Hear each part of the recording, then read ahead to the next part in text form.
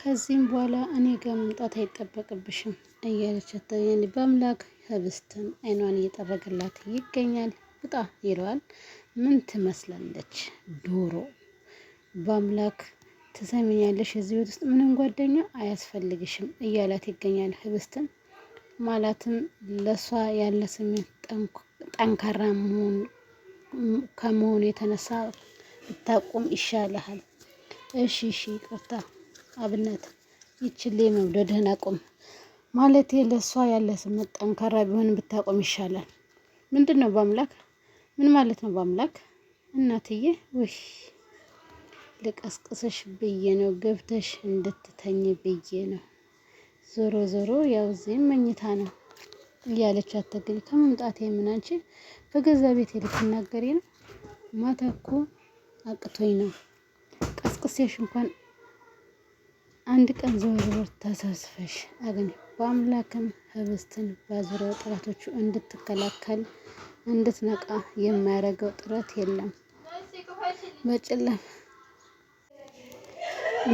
አርቀሽ አታስቢም እንድትጠነቀቅ ብዙ ጊዜ ቢነግራትም እሷ ግን ከእንቅልፍ ዓለም እየቀሰቀሰ ስለሚመስላት እሺ ምንድነው የምትለው እያለች የምትለው የተቃራኒው ጥያቄው ምን እንደሆነ የተገለጸላት አይመስልም። በዚህ ሁኔታ ህብስት ግራ የተጋባች መታለች። ሌላው እንግዲህ በአምላክ የህብስት ነገር ቢያሳዝነው እሷን ከመራቅ ወደኋላ አላለም።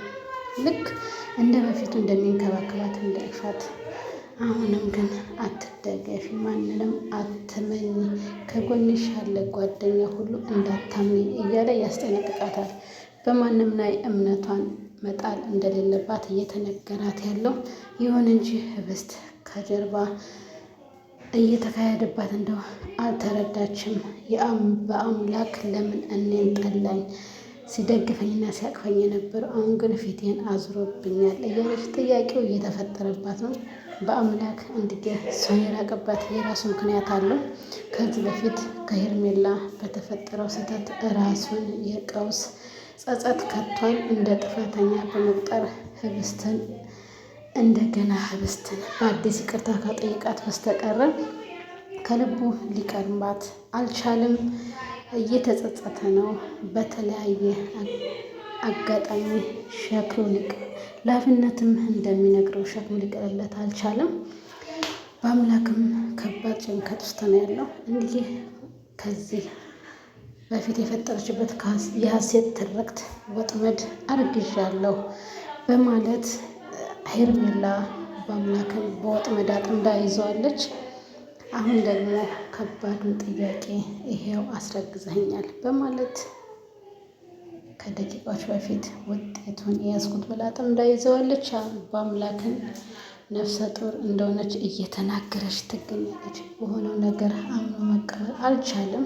ይህ መደረግ የለበትም እያለ እየተከራከራት ይገኛል። ይሁን እንጂ ሄርሜላ ከማን እንዳረገዘች ከአቶ አለም ወይንስ ከበአምላክ ጋር የተረገዘው ልጅ ከማን ይመስላችኋል? ስለዚህ የዛ ሽማግሌ ወይንስ የበአምላክ ገና አጠያቂ ይሆናል። ዞሮ ዞሮ እንግዲህ ተመልካቾቻችን ላይክ፣ ሰብስክራይብ ያደረጋችሁ ህብስት ድራማን ተከታታይ 21ን ይዘን መተናል።